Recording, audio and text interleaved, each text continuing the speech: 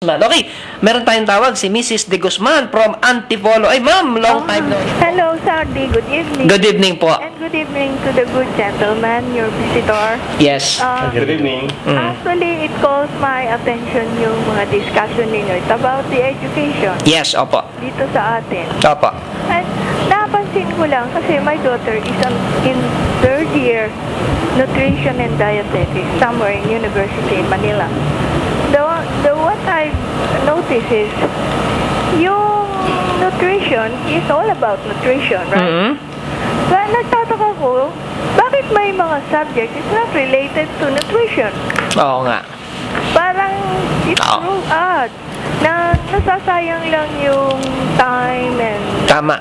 money and the effort na supposed to be na kung nutrition sa 4 years course nakakahinayang yung a semester na wala namang related doon sa Course. sa course Tama. na nakuha nila. Sabi ko siguro talagang dinadagdagan lang ng ano. And my daughter keeps on getting a summer subject para na lang to shorten or to alisin yung mga unit na hindi niya kailangan para pagdating niya ng third year, it's more on full nutrition and dietetics na ang pag-aaralan niya. Let's say accounting. Is it related to nutrition? Oo nga, no? Tama. Estimate 18 units of accounting? Oh. You don't need it. Terrible.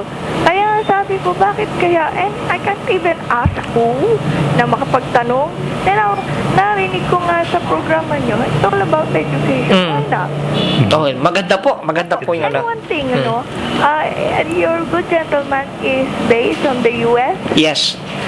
Now my husband is working there. Actually, in Tucson, Arizona. Tucson, Apo. Yes. Pag magtrabaho ka pala doon, being a mechanic, and he is a very well skilled. He worked in Saudi Arabia for 25 years. And now his petition was granted by his first daughter. So he was there. He was there now for 3 years.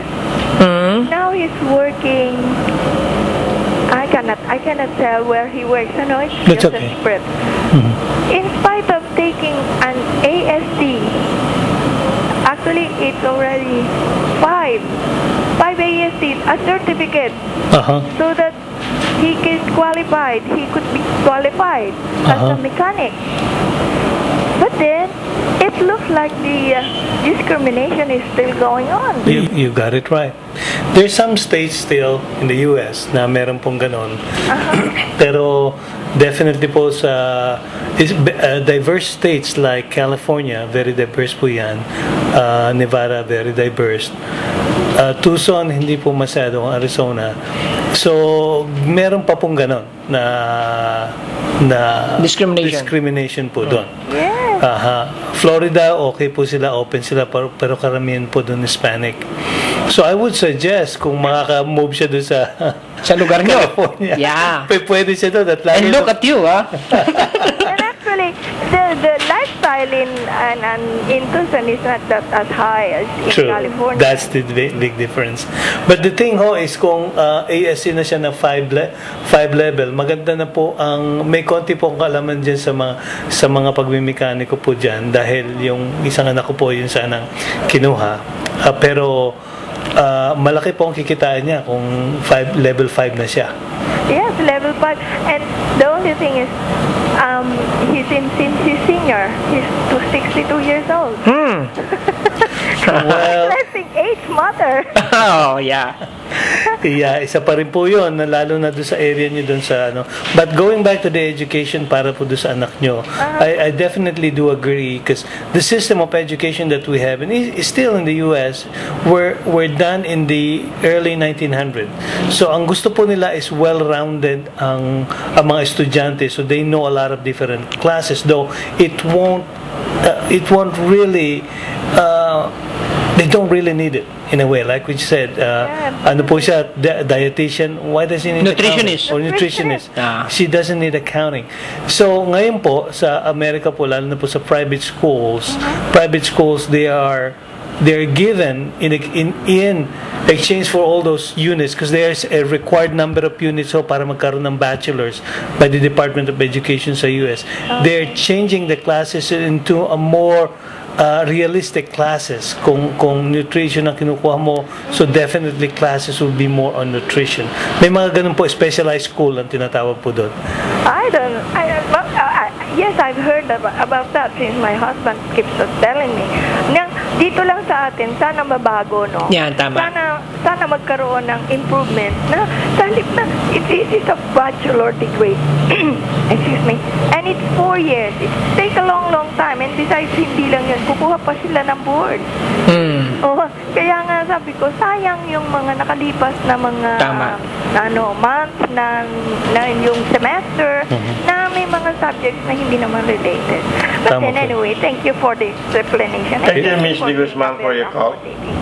Appreciate it.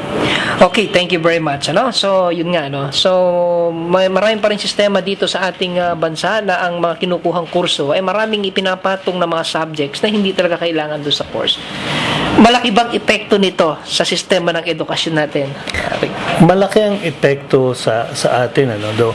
But we need to change. The change, people, even the system, it's very hard to change the system, but we have to, especially with this globalization. We need to be able to compete with other countries. So if we have people who doesn't know much, I mean, may mga alam sila na halo-halo yung education, hindi ho makakakompete. Gusto ho natin very specialized. Kung pinag-aaralan lang nila is engineering, let them focus on the engineering. If they do accounting, let them focus on accounting. Don't give any more other classes. Though, very important po yung English. Yeah. English as a medium of instruction, and it's very important. Okay.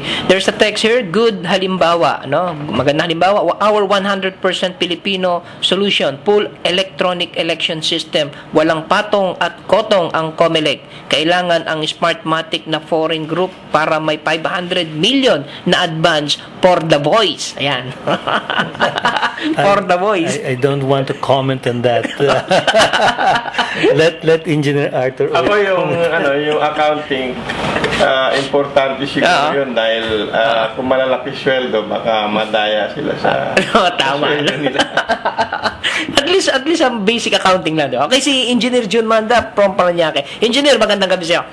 Hello, Kasaldi. Yes, magandang gabi. Good evening sa inyo lahat dyan. Good evening, Engineer John. Good evening.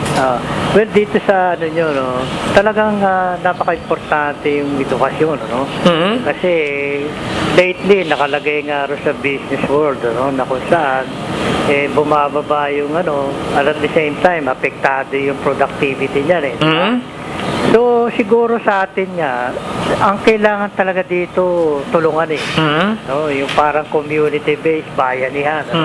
Sabi nga pagka gusto, may paraan Pagka ayaw, nagsakta ka ng daming dahilan, di ba? So, dito, kamukha dito sa Japan, dyan merong portion na sinasubsidize ng private, example, Mitsubishi Motors, kasi galing ako doon merong inaano nila yan, sinusuporta na, o sponsorship, yung mga hanggang 2 anak, hanggang sa nila, sa pag-retire. Siguro dito kaya din natin yan. Ako, nagawa ko na yan Nagkaroon ako ng mga basic training diyan sa Don Bosco para mapasok sila sa mga skills, sa mga electrician, di ba, yung mga welder. Yung mga ganung kahit mga high school, may mo yan may contribute mo yan at saka at the same time may mo yan, may kumbaga makukuhan mo sa kanila, so saka kamukha ng sinabi nga ni Napoleon Hill, if I may, what you conceive and believe, you will receive. Diba? Thank you. Okay, maraming salamat, Engineer Jun Manda.